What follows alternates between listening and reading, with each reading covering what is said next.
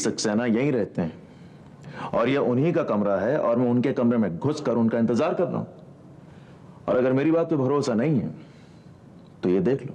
पूजा, उसकी जिंदगी से रफा दफा हो जा, क्योंकि ऋषभ सिर्फ मेरा है। मल्होत्रा खानदान मेरा कर्जदार है और मैं उसकी पाई पाई वसूल करूंगा, खास करके उस ताबूजी से। ऑफिशियली तो आप मुझे अभी अपॉइंट कर रहे हैं, जबकि मैं इस केस की प्रिपरेशन बहुत पहले से शुरू कर दी है। उस एमएलए की पूरी कुंडली बना चुका हूं मैं। यानी तुम वो? जी हाँ, यानी मैं वो प्रताप सिंह, रंजना देवी की नाजायज औलाद। सुनील, तुम यहाँ? मैं अपने मुवक्किल मिस नीतू मल्होत्रा का वकील होने की हैसियत से यहाँ आया हूँ। What? प्रताप सिंह? जी हाँ, जिसे रंजना देवी ने नाजायज तरीके से पैदा किया और मल्होत्रा खानदान ने अपनी सहूलियत के लिए, अपनी इज्जत बरकरार रखने के लिए उसे देश निकाला दिया। मैं जानता हूं बेटे, तुम्हारे साथ बहुत ज्यादा। कम ऑफ इट नाउ। आवाज में से उतार चढ़ाव लाके आपको ड्रामा करने की जरूरत नहीं है। जब उस बच्चे को सजा का हुक्म हुआ था तब आपकी आवाज सबसे ज्यादा बुलंद थी और आपको याद नहीं होगा, लेकिन इस आवाज को मैं अपने कानों में कैद करके गया था, जो आज भी गूंजती हैं। देखो बेटे, मल्होत्रा खानदान की अपनी कुछ मजबूरियां थी। मजबूरियां? इतना बेरहम तो तारीख में कोई शहंशाह भी नहीं हुआ होगा जो मासूम से बच्चे को देश निकाला देते। वो बच्चा जो मां के दूध के लिए बिलख रहा होता है, जिसे चलना भी नहीं आता, उसे आप लोग फेंक देते और वो मां भी अपनी इज्जत बचाने के लिए कोई एतराज नहीं करती। लेकिन तुम्हारे खास आराम का इंतजाम किया गया था। खास इंतजाम किया गया था। महंगे खिलौनों की भीड़ और पगार पाने वाले पराए हाथों से अगर बच्चों की परवरिश होती तो दुनिया की कोई भी मां अपनी चाची को कभी तकलीफ नहीं देती। सच तो यह है कि आप मुझसे छुटकारा पाना चाहते थे, अपने पाप से हाथ धोना चाहते थे, पाप आप लोगों का, लेकिन सजा उस बच्चे की। लेकिन रंजना देवी तो तुम्हें हमेशा मिलने जाया करती थी। मुझसे मिलने नहीं आती थी, वो अपनी गलतियों का एहसास खत्म करने आती थी। थोड़े से पैसे खर्च कर दिए, जरा सा गोद उठा लिया, मां बनने की जिम्मेदारी किश्तों में अदा कर दी। देखो बेटे, तुम्हारे साथ बहुत ज्यादती हुई है, लेकिन जब तुम आ ही गए थे तो ये सब करन का स्वांग रचने की क्या जरूरत थी। तुम्हारे साथ जो भी नाइंसाफी हुई थी उसका हर्जाना देने को तो हम लोग तैयार हैं। आप क्या देंगे? हर्जाना तो मैं खुद हासिल करूंगा और इसीलिए मैं फाइनेंशियल एडवाइजर बन के आया हूं इस मल्होत्रा इंडस्ट्री में। मैं कुछ समझा नहीं। 25 साल पुराने प्रताप को आप कुछ ही सेकंड्स में समझ लेना चाहते हैं, जिसे आपने नाखून की तरह काट के फेंक दिया था। इत्मीनान से बैठे थे कि चलो छुटकारा हो गया, लेकिन वो नाखून जहां गिरा वहां बीज बन के कुछ ऐसा पैदा हुआ है कि आप आज उसके सामने सर झुकाए खड़े हैं। देखो बेटा, हम और खास तौर से मैं बहुत शर्मिंदा हूं। रियली?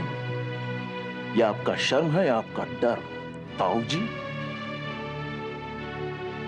जब मैं अपना नाम बदल के मल्होत्रा इंडस्ट्रीज में आया, उसके बाद मैंने सबकी कमजोरियां, सबकी असलियत और सबकी चालबाजियों को बहुत करीब से देखा है। और आप घबराइए मत, आपकी ये साजिश की जानकारी मेरे लिए ट्रम्प कार्ड है, जिसे मैं वक्त आने पर दिखाऊंगा, लेकिन दिखाऊंगा जरूर। बेटे, मैं तुम्हारा हक तुम्हें खुद दिलवाऊंगा। अपना हक इस खानदान में मैं खुद हासिल करूंगा। आंटी, आप हमसे बात करिए ना। जब आप हमसे बात नहीं करते तो हम आपसे बात क्यों करें? लेकिन आंटी, मैं तो आपसे बात कर रहा हूँ ना। मुझे आपसे बात करना अच्छा लगता है, सच्ची। अगर आपको सचमुच मुझसे बात करना अच्छा लगता है तो आपको यहाँ रोज आना चाहिए, जबकि आपने मुझसे वादा भी किया था।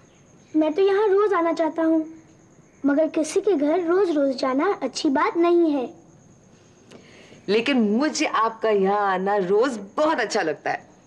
ठीक है आंटी, तो मैं आज के बाद से यहाँ रोज आया करूँगा। प्रॉमिस? प्रॉमिस। वाह वाह वाह वाह वाह!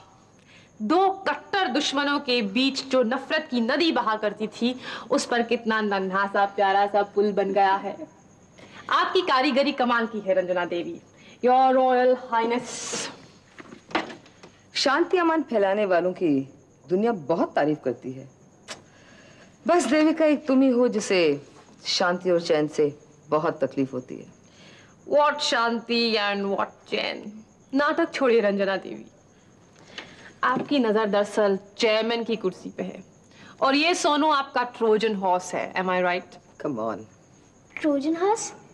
आंटी ये कोई नया खिलौना है क्या? ट्रोजन हॉर्स एक खिलौना हुआ करता था सोनू, एक बहुत बड़ा काठ का घोड़ा जिसमें एक राजघराने की रानी ने बहुत सारे सैनिक भर के भेजे थे। जाओ बेटा बाहर जाके खेलो, ठीक है? बाय सोनू। देविका, जब अपनी खुद की औलाद पैदा करोगी ना तो उससे ये कहानियां सुनाना। ये आपकी खुद की औलाद तो नहीं है जो आप एतराज कर रही हैं, ये आपने हाल ही में इसे गोद लिया है। वैसे आपकी जो असली औलाद है मिस्टर ऋषभ मल्होत्रा, उसे सुनाने के लिए भी मेरे पास बहुत अच्छी कहानियां हैं। ओह शट अप देविका, बकवास बंद करो। जैसे कि एक था राजा जिसका नाम था केशव मल्होत्रा, जिसकी एक हादसे में मौत हो गई। दरअसल वो हादसा नहीं था, एक कत्ल था। मैंने आपको ये कहानी सुनाई थी, शायद आप भूल गई। हेलो जी, रंजना देवी बोल रही हूँ। ये अचानक किस खुशी में मैं आपके घर आ जाऊं? जरूरी बात क्या है? जब तक आप मुझे जरूरी बात नहीं बताएंगे मैं कैसे फैसला कर सकती हूँ कि मैं आपके घर आऊं या नहीं? क्या कहा है? तुम नीतू का केस हैंडल करोगे? जी हाँ। हरगिज नहीं। इससे पहले कभी कोई मर्डर केस हैंडल किया है तुमने? नहीं, नीतू का केस मेरा पहला केस है। भूल जाइए मिस्टर सुनील वर्मा, क्योंकि इतने सेंसिटिव और पेचीदा केस के लिए हम किसी तजुर्बेकार और काबिल वकील को एंगेज करेंगे। और तुम्हारी काबिलियत के बारे में मुझसे बेहतर कौन जानता है? मेरी काबिलियत मिस्टर महेंद्र मल्होत्रा जरूर जानते होंगे, क्योंकि उन्होंने ही मुझे नीतू का लॉयर अपॉइंट किया है और उनके लिए उनकी बेटी का केस से ज्यादा पेचीदा और सेंसिटिव केस कोई और नहीं हो सकता है। और मेरे ख्याल से जहां तक एक्सपीरियंस का सवाल है, उन्हें तुमसे ज्यादा तजुर्बा है। लेकिन मिस्टर सुनील वर्मा, तुम्हारे बारे में मेरा तजुर्बा उनसे ज्यादा है। तुम क्या हो, किस लायक हो, ये उनसे बेहतर मैं जानता हूं। या हम तुम्हारी एक्सपीरियंस और उनके तजुर्बे की बात को आगे ना बढ़ाएं तो बेहतर है, क्योंकि मैं यहाँ निहायत जरूरी मकसद से आया हूँ जो तुम्हारी ईगो से कहीं ज्यादा बड़ा और इम्पोर्टेंट है। इस मकसद से तुम अपने आप को चंद घंटे और बहला लो। मैं अभी इसी वक्त मिस्टर महेंद्र मल्होत्रा से बात करने जा रहा हूं एंड आई प्रॉमिस यू, ये केस मैं तुम्हें लड़ने नहीं दूंगा।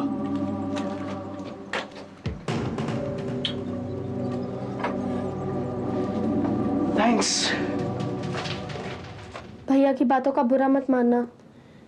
तुम्हारे भाई का मुझे इतना ज्यादा तजुर्बा हो चुका है कि अब इनकी बात का बुरा ही नहीं लगता। वैसे मेरे बच पाने की कोई उम्मीद नजर आई तुम्हें? ऑफ कोर्स नहीं। मैं जिस बुनियाद पर यह केस तैयार कर रहा हूं उसमें प्रोसिक्यूशन के लॉयर के पास इस केस को आगे बढ़ाने का कोई चार्ज नहीं मिलेगा। इससे पहले कि वो तुम पर इल्जाम लगाएं, एमएलए पर रेप का चार्ज लगा दिया जाएगा। रेप का चार्ज? हाँ, उस हादसे के दो ही आई विटनेसेस थे, तुम और रितु। तुम दोनों की गवाही ये साबित करेगी कि जब तुम डाक बंगले पहुंची तो तुमने देखा कि MLA was forcefully trying to rape Ritu. तुमने उसे रुकने की वार्निंग दी। इस पर उसने तुम दोनों को जान से मार देने की धमकी दी और जो पिस्टल तुम उसे डराने के लिए लेके गई थी तुमने तैश में आकर चला दी अपनी बहन रितु की इज्जत और जान बचाने के लिए। लेकिन ये सब झूठ है सुनील। ये झूठ है मेरे लिए, तुम्हारे लिए और रितु के लिए, जिसे हम बड़ी सक्सेसफुली कोर्ट में सच साबित करेंगे। मैं कोर्ट में झूठ नहीं बोलूंगी और ना बोल पाऊंगी। सुनील, उस दिन जो वहां हुआ मैं उसकी हर बात तुम्हें डिटेल में बता चुकी हूँ। वो सब भूल जाओ रितु। अब जो मैं तुम्हें बता रहा हूँ उसकी हर डिटेल्स को याद रखो और उसे ही सच मानो। लेकिन सुनील, गोली छीना झपटी में चली थी और मैंने रितु पर कोई रेप होते हुए नहीं देखा। तुम्हें अपने आप को इस जेल से बाहर देखना है या नहीं? तो सच्चाई जैसे मैं दिखा रहा हूँ वैसे ही देखो। झूठ को सच बनाकर मैं नहीं देख सकती। चलो मानो अगर मैं एक झूठ बोल भी दूं उसे छुपाने के लिए मुझे 100 और झूठ बोलने पड़ेंगे जो मैं नहीं बोल पाऊंगी। वो मेरा सरदर्द है नीतू।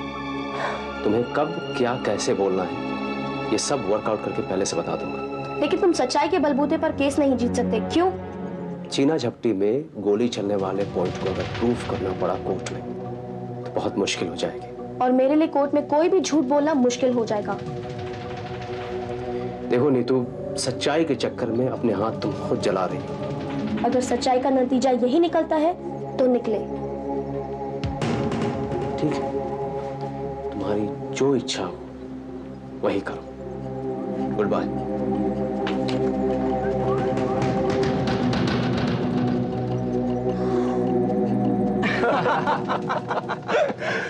इस सरप्राइज पार्टी में प्रहलाद तुमने हमने कई सरप्राइजेस दिए। रियली? और सबसे बड़ी सरप्राइज तुम्हारी कंजूसी। मैं कंजूस? देखो तुम्हारे नसीब में पहले तुम्हारी शादी बबली के साथ, फिर एक शानदार हनीमून, और हनीमून से लौटते ही एक प्रेस्टिजियस एड फिल्म को ऑफर, और हमारे नसीब में ये बियर पार्टी। बॉस, अव्वल तो ये बात है कि ये बियर पार्टी आज दोपहर को ही डिसाइड हुई फोन पे। दूसरी बात कि भाई जब आदमी हनीमून से वापस आता है तो काफी लुटा पुटा वापस आता है, क्योंकि एक्साइटमेंट में वो काफी कुछ लुटा चुका होता है। Oh really? रियली? तो भाई ये बियर के पैसे हैं या हम लोग एक एक करके अपनी घड़ियां उतारना शुरू करें? अमा मियां, बियर का non stop flow, no limit. वैसे इस बात को इतनी सीरियसली लेने की जरूरत भी नहीं है कि शहर में सारी बियर ही खत्म हो जाए। ठीक है, you guys carry on. Sure. Come Babli, let's dance.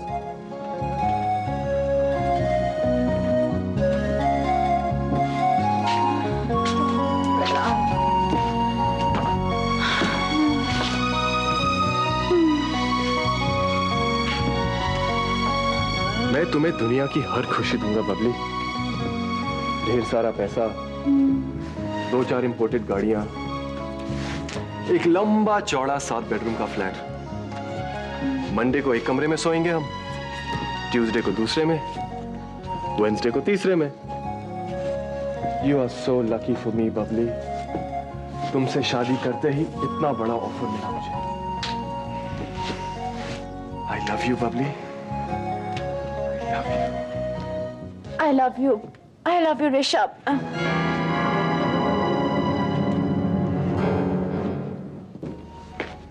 Driver. जी मैम सर। तुमने हमारे केशव साहब को कहीं देखा है? नहीं मैम साहब, मैंने कहीं नहीं देखा। अरे ये क्या बोल रहे हो? तुम ही तो मेरे केशव हो। पर तुमने ये ड्राइवर के कपड़े क्यों पहन रखे हैं? भाई मुझे इन कपड़ों में रहने दे कि ये कपड़े भी छिनवाएगी। कैसी बात करते हो केशव? तेरी बातों में आकर एक बार तो मैं मरते मरते बचा, और यहाँ केशव साहब बनने के चक्कर में वहाँ गांव में मेरे बाल बच्चे भूखे मर जाएंगे। मेरे को माफ कर भाई। और हाँ, तू भी ये मेम साहब के कपड़े उतार, वरना खाली फोकट नौकरी से हाथ धो बैठेगी। अरे चाचा। Bye. Keshav darling, I'm just coming. La la la la la la la la la.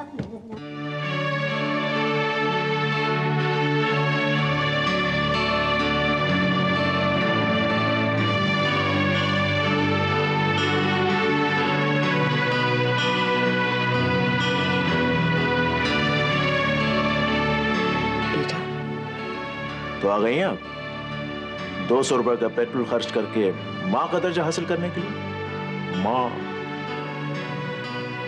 से बेटा, नहीं, मैं बहुत खुश हूं कि आपकी कोख से मैं पैदा हुआ हूं। पिछले 25 सालों में आप मुझसे 25 बार मिलने आई हैं, इस बात का बहुत बहुत शुक्रिया। इतने सारे खिलौने आपने मुझे खरीद के दिए, कितना कुछ किया है आपने मेरे लिए। दुनिया की कोई भी माँ अपने बेटे के लिए कभी इतना नहीं कर सकती। क्यों हमेशा ताने देता रहता है? तू क्या समझता है मैंने सुख की जिंदगी गुजारी है? मैंने कितनी बार सोचा तुझे मैं अपने पास ले आऊं, लेकिन मैंने सोचा कि मैं तुझे अपने नरक में नहीं धकेलना चाहती हूँ। जानता है बेटा, मैं जब भी ऋषभ को दूध पिलाती थी ना तो मेरा कलेजा फट जाता था। मुझे एहसास था कि मैंने तेरे साथ कितनी बेइंसाफी की है। चलिए, माना कि आपको एहसास हुआ कि आपने मेरे साथ बेइंसाफी की है, लेकिन फिर भी ऋषभ आज मल्होत्रा इंडस्ट्रीज का चेयरमैन बना बैठा है और मैं वहां पर तनख्वाह पाने वाला सिर्फ एक मुलाजिम हूं। और वो नौकरी भी मैंने अपने बलबूते पे हासिल की। मैं जानती हूँ बेटा, मल्होत्रा इंडस्ट्रीज में सबसे ज्यादा हक तेरा है। अब मैं वादा करती हूँ, तेरा ये हक मैं तुझे जरूर दिलवाऊंगी। ताऊजी, आप शायद जानते होंगे, जब केशव के साथ मेरी शादी हुई थी ना, तो उसका बिजनेस डूबने लगा था, सब कुछ खत्म हो गया था। तब प्रताप के पिता राय बहादुर वीरेंद्र सिंह ने इसकी परवरिश के लिए मुझे 10 लाख रुपए दिए थे और मैंने वो पैसे केशव को बिजनेस के लिए दे दिए। उसी 10 लाख की वजह से तो मल्होत्रा इंडस्ट्रीज आज है। मल्होत्रा इंडस्ट्रीज में सबसे ज्यादा हक प्रताप का है। मैं चाहती हूं ताऊजी कि आप किसी न किसी तरह प्रताप को मल्होत्रा इंडस्ट्रीज के बोर्ड ऑफ डायरेक्टर्स में शामिल कर लें।